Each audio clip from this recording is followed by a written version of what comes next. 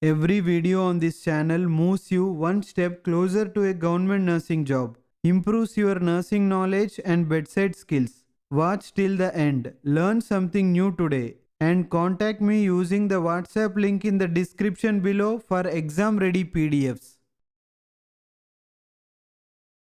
What is the first treatment to be given to a patient in shock? A. Administer oxygen.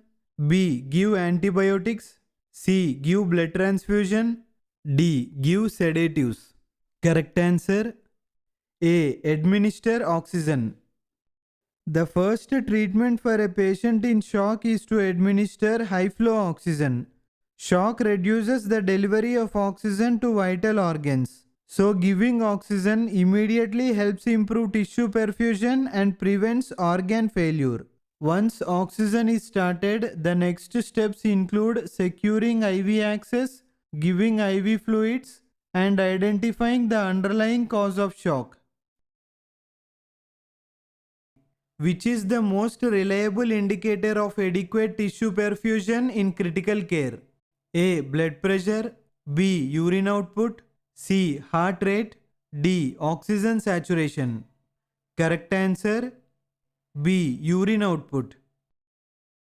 Urine output is the most reliable indicator of adequate tissue perfusion because the kidneys work like real-time sensors for blood flow. When enough blood reaches the kidneys, they produce a normal amount of urine. When blood flow drops, the kidneys immediately reduce urine output. This quick change makes urine output a simple and dependable way to understand how well the body is being perfused. Which vasopressor is the first line choice in septic shock? A. Dopamine. B. Norepinephrine. C. Epinephrine. D. Vasopressin. Correct answer B. Norepinephrine. Norepinephrine, that is noradrenaline, is the first choice in septic shock because it raises blood pressure quickly and safely without causing major harm to the heart. It tightens the blood vessels just enough to improve blood flow to vital organs. This helps the body maintain stable circulation while other treatments like fluids and antibiotics start working. Norepinephrine is reliable, fast and has the best safety profile, which is why it is used first in almost all cases of septic shock. What is the first treatment step in hypovolemic shock? A. Giving oxygen. B. Administering IV fluids. C. Using vasopressors. D. Blood transfusion. Correct answer B. Administering IV fluids.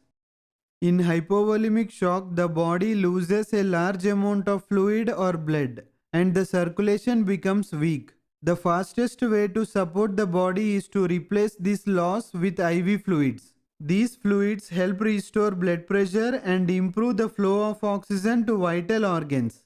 Once fluids are started, the medical team can identify the exact cause of the fluid loss and continue further treatment. What mainly causes septic shock? A. Heart failure. B. Infection. C. Blood loss. D. Allergy reaction. Correct answer B. Infection. Septic shock happens when an infection becomes so widespread that the body's immune system goes into overdrive. Instead of fighting only the germs, the immune system starts damaging the body's own tissues. This leads to a sudden drop in blood pressure and poor blood flow to vital organs. Most cases come from infections in the lungs, abdomen or urinary tract. But any serious infection can lead to septic shock if not treated early. What should be checked before starting vasopressor therapy in critical care? A. Oxygen saturation. B. Urine output. C. Blood volume, fluid status. D. Heart rate. Correct answer C. Blood volume, fluid status. Blood volume or fluid status must be checked before starting vasopressor therapy. Because vasopressors can work safely only when the body has enough circulating fluid. In shock, the blood vessels are already under strain, and giving vasopressors without correcting fluid loss can reduce organ blood flow even further. When the fluid status is assessed and corrected first, vasopressors can raise blood pressure effectively and support the patient's circulation in a safe and controlled way. How do vasopressor drugs work in critical care? A. Decrease heart rate. B. Constrict blood vessels and increase blood pressure. C. Relax the kidneys. D. Decrease oxygen level. Correct answer B. Constrict blood vessels and increase blood pressure. Vasopressor drugs work in critical care by tightening or constricting the blood vessels. This helps the body increase blood pressure quickly when it has dropped to dangerous levels. By raising the pressure, these drugs improve blood flow to vital organs like the brain, heart, and kidneys. This support keeps the organs working while the medical team treats the underlying cause of the shock.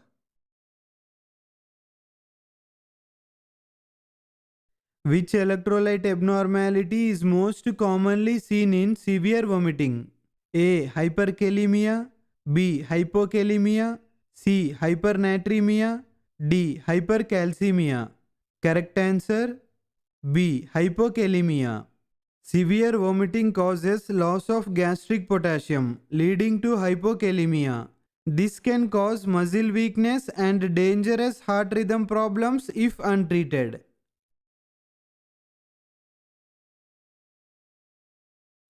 Which is the first priority in managing a patient with suspected airway obstruction? A. Start IV fluids. B. Give antibiotics. C. Open the airway. D. Measure blood pressure. Correct answer C. Open the airway. In a suspected airway obstruction, opening the airway is the first priority because oxygen cannot enter the lungs if the airway is blocked. And without oxygen, the heart and brain will fail quickly. This situation is different from cardiac arrest, where the patient has no pulse and CPR follows the CAB sequence. Here, the patient may still have a pulse but cannot breathe effectively. So, addressing the airway first prevents further deterioration. Because the guideline for airway obstruction and the guideline for cardiac arrest apply to different conditions, there is no conflict between them.